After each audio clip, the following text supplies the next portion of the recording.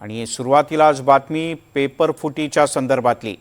नीटच्या पेपरफुटी प्रकरणात CBI action मोडवर आहे। सीबीआयकडून लातूरमधल्या डॉक्टरची सकाळपासून 8 तासपेक्षा जास्त वेळ चौकशी करण्यात आली आहे। सीबीआयचं पथक अद्यापही लातूरमधल्या एका संशयित डॉक्टरच्या मागावर असून डॉक्टरांनी हा पेपर विकत घेतल्याचा आणि नंतर तो विविध ठिकाणी पसरल्याचा अंदाज सीबीआयला आहे। विष्णू बुर्गे आपले प्रतिनिधी आपल्यासोबत आहेत। विष्णू, आता क्लासेसच्या नंतर लातूरमधला डॉक्टर रडारवर आहे तर मिलिंद सर, खरं तर डॉक्टरांची चौकशी सकाळपासून सुरू झालेली आहे आणि जे सीबीआयचा तपास हे करतंय ते अनेक ठिकाणी जात आहे, अनेकांच्या चौकशा होताना पाहायला मिळत आहे। मात्र डॉक्टर हे रडारवर सकाळपासूनच असल्याचं पाहायला मिळत आहे।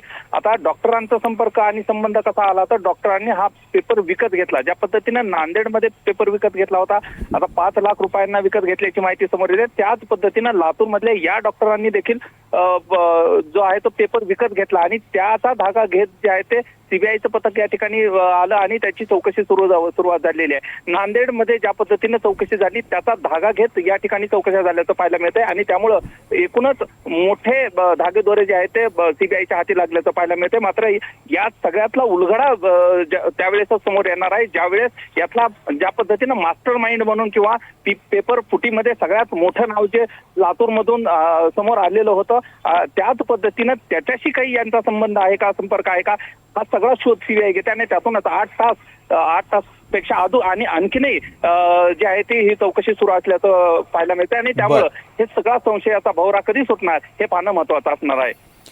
विष्णू, तुर्तास धन्यवाद या सगळ्या माहितीबद्दल।